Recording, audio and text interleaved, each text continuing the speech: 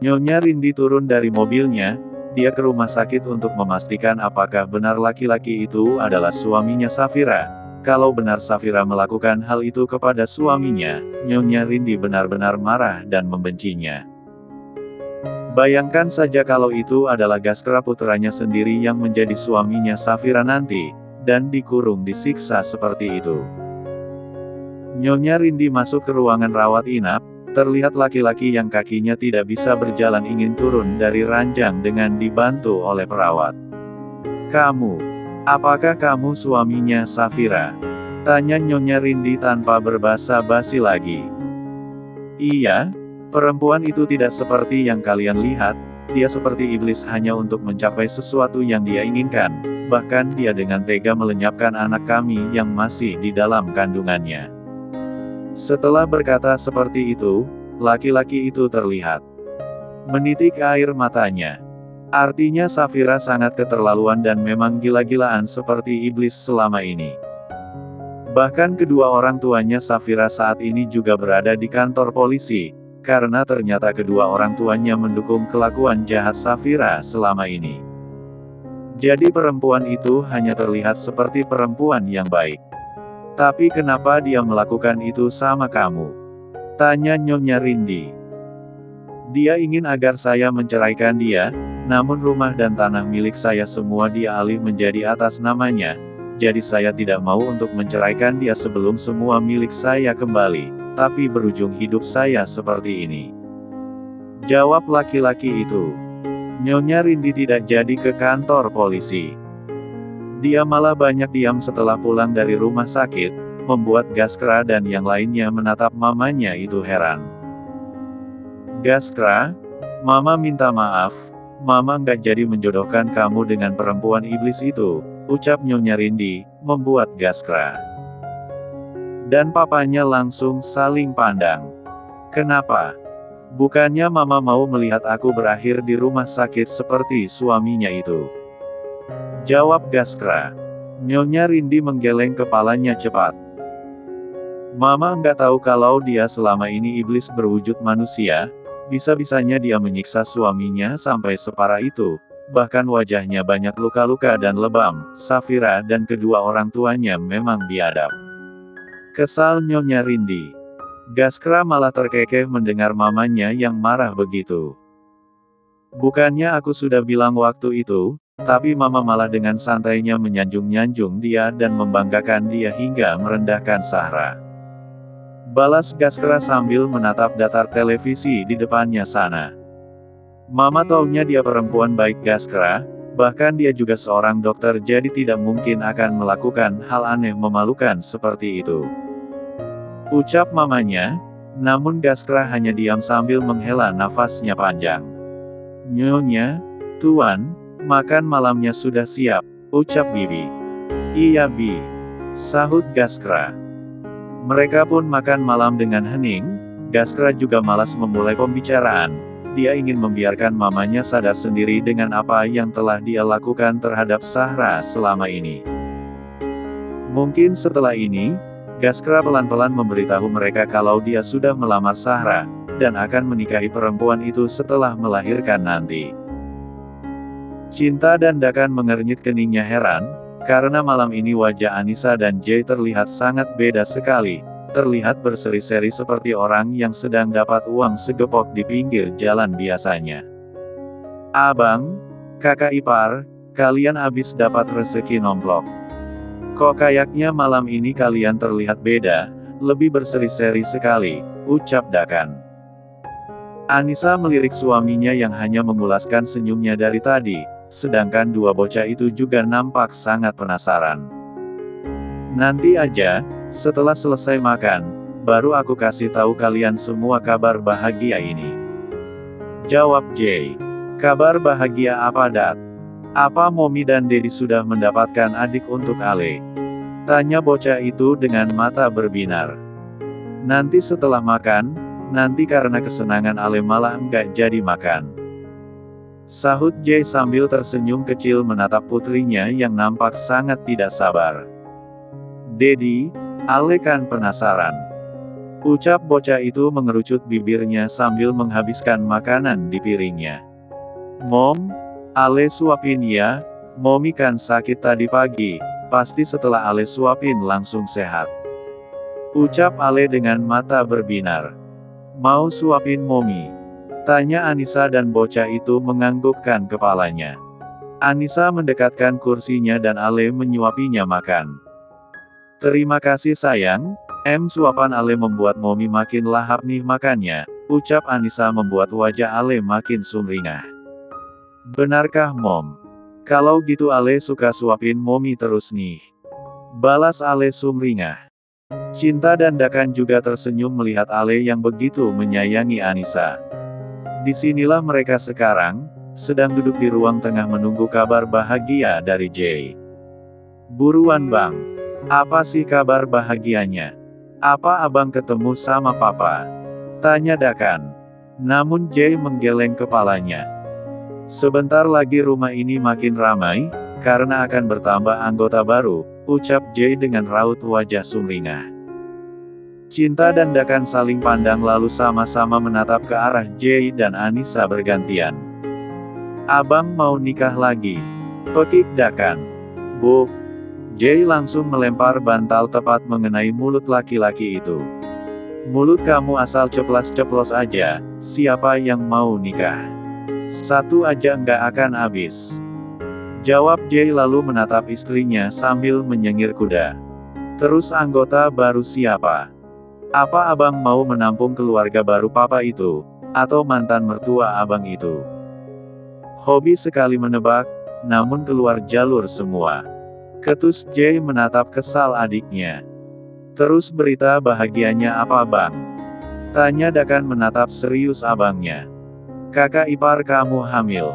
Ucap Jay dengan wajah sumringah. Ale dan Alvin menganga. Alvin karena kaget sedangkan Ale karena lemot. Hamil apa Mom? Kayak kucing di rumah nenek itu ya? Tanya Ale membuat Dakan tertawa terpingkal-pingkal, karena bisa-bisanya Ale malah menyamakan dengan kucing. Iya? Ale senang enggak? Tanya Anissa. Kedua bocah itu berdiri lalu mendekati Anissa dan memeluknya erat. Ale bakal punya dedek bayi Mom. Yeay Ale senang banget, kapan dedek bayinya muncul di sini Mom? Tanya Ale sambil menepuk sofa di sampingnya.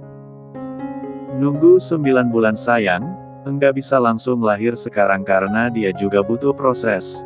Dulu Ale juga seperti adik bayi, dulu Ale dan abang di dalam perut Momi kalian dan setelah waktunya lahir, barulah kalian berdua lahir.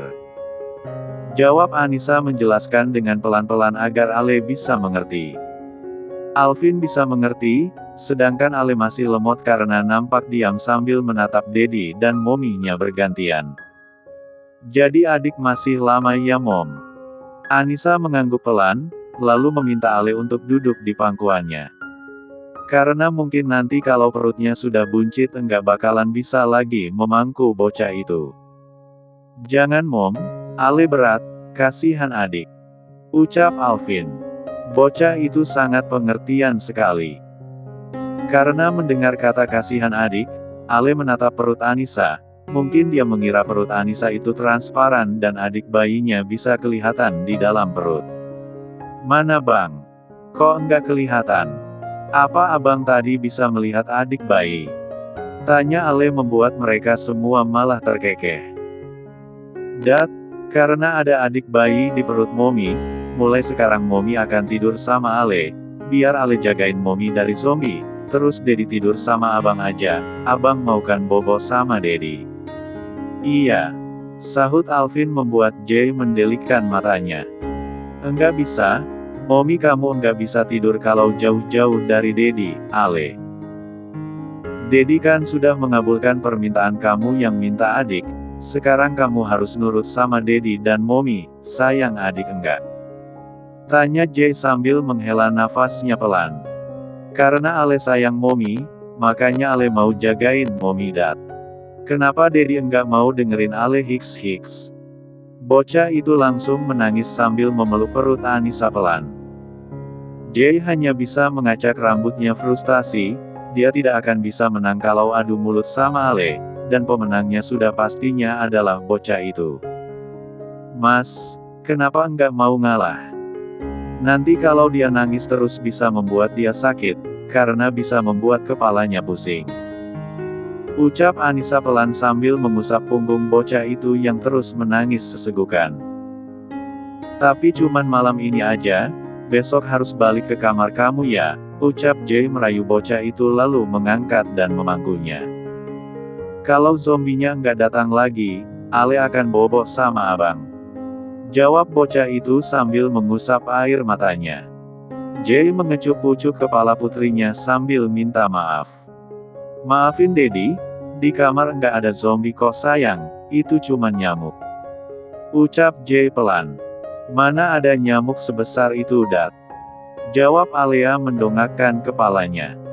Dakan menyemburkan tawanya, karena Jay nampak bingung harus menjawab apa. Salah sendiri, makanya mulut jangan kayak zombie. Sindir Dakan membuat Jay menatapnya nyalang. Jadilah Jay tidur dengan Alvin di kamar tamu, karena kamar kedua bocah itu ranjangnya kecil mana mungkin cukup untuk badan dia yang besar itu. Dakan mendekati istrinya yang sedang duduk di atas ranjang. Entah kenapa tiba-tiba jiwa irinya meronta-ronta mendengar kabar bahagia dari abangnya itu. Kenapa? Tanya Cinta pelan, karena melihat wajah suaminya seperti orang yang sedang memelas. Apa kamu sudah sembuh? Tanya Dakan menatap istrinya. Cinta nampak hanya diam menatap manik mata suaminya. Selama rutin ke psikolog alhamdulillah dia perlahan membaik dan tidak takut lagi bersentuhan dengan suaminya. Aku lagi datang tamu bulanan mas. Jawab Cinta membuat Dakan hanya mengangguk pelan, ya mau gimana lagi tamunya juga tidak bisa diusir kembali ke bulan. Apa mas marah? Tanya Cinta menatap suaminya yang mendadak diam. Enggak lah, kenapa aku harus marah? Apa perut kamu enggak sakit? Aku pernah baca artikel kalau perempuan haid itu pasti pinggangnya seperti mau putus gitu, sakit nyeri campur aduk. Ucap Dakan menatap istrinya yang nampak tersenyum kecil. Cinta tidak menyangka kalau suaminya bisa membaca artikel masalah perempuan begitu. Emangnya mas untuk apa membaca kayak begitu? Dakan menarik selimut hingga menutupi dada istrinya, lalu memijit kaki istrinya dari luar selimut. Buat jaga-jaga aja, aku membaca itu seminggu yang lalu. Jawab Dakan mengulas senyumnya karena melihat istrinya yang memejamkan matanya. Mungkin pijatannya itu sangat ngikem 4T hingga istrinya terlihat diam tenang sambil memejamkan matanya. Apa kamu suka pijatan suami kamu ini? Cinta membuka matanya sambil tersenyum malu. Iya, karena sebelumnya nggak ada yang pijitin aku, pulang kerja capek langsung tidur nggak ada waktu buat ke tukang pijat, biasanya aku dan Anissa aja yang gantian saling pijat. Jawab Cinta sambil terkekeh, karena mengingat dia dan Anissa dulu di tempat kerjanya. Kamu punya teman? Sebelum kenal sama Anissa, Cinta menggeleng. Emangnya ada yang mau berteman sama aku yang anak orang miskin dan enggak punya keluarga ini mas? Cuman Anissa yang mau berteman sama aku dan mau menganggap aku seperti keluarganya sendiri. Dulu sewaktu Kak Tasya baru beberapa bulan pergi untuk selamanya, aku sangat kesepian enggak punya teman curhat enggak punya teman ngobrol. Bahkan di tempat kerja pun aku selalu diam karena enggak ada yang mau ngajak aku ngobrol. Aku bahkan pernah berpikir untuk menyusul keluarga aku aja, tapi setelah dipikir-pikir, mati pun belum tentu langsung ketemu sama mereka. Akhirnya setelah lulus aku berjuang sendiri memenuhi semua kebutuhan aku. Karena sudah enggak sekolah jadi bisa kerja full time, hingga setengah tahun yang lalu aku bertemu dengan Anissa di rumah makan. Kami berdua sebelumnya sama-sama kerja di sana, lalu melamar kerja bersamaan di perusahaan Daza Group. Ucap Cinta menceritakan kisah hidupnya yang suram itu. Dakan menarik istrinya masuk ke dalam pelukannya, dia mengusap pucuk kepala istrinya. Sekarang kamu enggak kesepian lagi, Sekarang kamu punya keluarga dan punya suami yang tentunya selalu menyayangi dan mencintai kamu sayang, jadi jangan pernah berpikir aneh-aneh. Ucap Dakan dan Cinta terlihat mengangguk kepalanya pelan. Akhirnya setelah sekian lama, malam ini Dakan bisa tidur sambil memeluk istrinya. Selamat bobo istriku. Bisik Dakan di telinga istrinya, lalu mengecup kening perempuan itu pelan. Gavin menemani adiknya ke mall, sambil membuang stres di kepala Sahra karena mengurung diri terus di dalam rumah. Gavin. Panggilan seseorang membuat Gavin langsung menoleh. Om Walid. Apa kamu jalan sama Jay? Tanya laki-laki parubaya itu yang tidak lain adalah papanya Jay dan Dakan. Enggak, Pak Jay lagi sibuk di kantor. Jawab Gavin menatap datar Pak Walid dan anak perempuannya, yang nampak menatap penampilan Gavin dari tadi. Gavin tahu ayahnya Jay, karena dia pernah bertemu dengan ayahnya Jay itu beberapa kali ketika keluar kota bersama dengan Jay biasanya. Mereka memang hanya berpapasan di jalan begitu karena biasanya Jay tidak mau menegur papanya itu, namun Jay memberitahu kepada Gavin kalau laki-laki itu adalah papa kandungnya. Apa benar Jay menikah lagi? Seperti apa perempuannya? Maksud saya apakah dari kalangan atas juga? Saya melihat siaran di televisi di hari pernikahannya itu. Ucap Pak Walid. Saya tidak tahu, karena yang menikah bukan saya tapi bos saya, kalau Bapak ingin tahu tanyakan langsung kepada orangnya. Balas Gavin membuat Pak Walid terdiam. Kamu adalah asistennya? Jadi tidak mungkin kamu tidak tahu seperti apa istrinya Jay itu. Yang saya tahu, Nona Anissa cantik, dan baik dan juga menjaga jaraknya dengan laki-laki. Udah itu saja karena saya tidak ada hak untuk tahu lebih dalam tentang istrinya bos saya karena itu melanggar privasi. Balas Gavin santai membuat Pak Walid terdiam sambil menatap putrinya yang nampak kesal. Ya, itu adalah anak tirinya, anak dari istri barunya itu, sedangkan anak kandung Pak Walid bersama istrinya yang baru adalah bocah laki-laki yang masih SD. Dia siapa Pak? Tanya perempuan itu kepada Pak Walid. Asistennya Jay. Tampan banget sih, pasti masih jomblo kan? Aku juga masih jomblo kok. Ucap perempuan itu nampak tersenyum manis ke arah Gavin. Sahra malah jengah mendengarnya, lalu mata jelinya melihat seseorang membuat senyum di bibirnya terbit. Bang itu calon istri abang. Tunjuk Sahra ke arah toko skincare. Terlihat Lenzi berdiri di depan toko itu, mungkin baru beli skincare tadinya dan saat ini dia sedang mengecek ponselnya. Maaf ya abang saya sudah tidak jomblo, tapi sudah mau menikah. Ucap Sahra sambil tersenyum tengil menatap perempuan itu yang nampak kesal melihat ke arah Lenzi. Maaf om, saya permisi dulu. Ucap Gavin lalu menarik tangan adiknya menuju tempat Lenzi berdiri. Mbak Lenzi, panggil Sahra. Lenzi menoleh, lalu tersenyum ke arah Sahra, namun tiba-tiba ada laki-laki yang mendekati Lenzi membuat mata Gavin melotot. Gianna. Panggil laki-laki itu membuat Lenzi juga melotot. Kamu, ada apa? Aku rasa kita udah enggak ada urusan lagi, bukankah abangku waktu itu sudah memperingatkan kamu untuk jangan menggangguku? Ketus Lenzi menatap kesal Aaron yang tiba-tiba muncul. Lihatlah, Aaron tidak sendiri tapi bersama adiknya itu yang dulunya sering bertengkar dengan Lenzi, karena dia sering mengadu domba Lenzi dengan Aaron. Aku mau ngajak kamu rujuk kembali, mau ya? Sekarang aku sudah kerja dan sebentar lagi Sasha akan aku ceraikan. Ucap Aaron membuat Lenzi malah tertawa mendengarnya. Sayang, kok dia bisa ada di sini? Katanya hari ini kita mau fitting baju pengantin, kok kamu malah bertemu sama dia? Gavin menatap Lenzi sambil menarik turunkan kedua alisnya, membuat Lenzi jadi salah tingkah. Hah? Maaf aku lupa mas. Jawab Lenzi dengan gugup. Kamu mau menikah lagi Ji? semudah itu kamu melupakan semua kenangan kita. Kamu malah mau menikah dengan cowok yang sudah membantu kamu mengurus perceraian kita itu. Jangan-jangan cowok ini yang menghasut kamu supaya bercerai sama aku. Ucap Aaron menuduh Gavin sembarang. Lindsay memutar bola matanya malas, mendengar Aaron yang nampak tidak tahu malu. Kita sudah bercerai beberapa bulan yang lalu, jadi mau aku menikah sama siapapun itu bukan urusan kamu lagi, karena kita sudah bercerai. Apa Anda paham Bapak Aaron yang terhormat? Tanya Lindsay menatap datar Aaron dan Rika bergantian.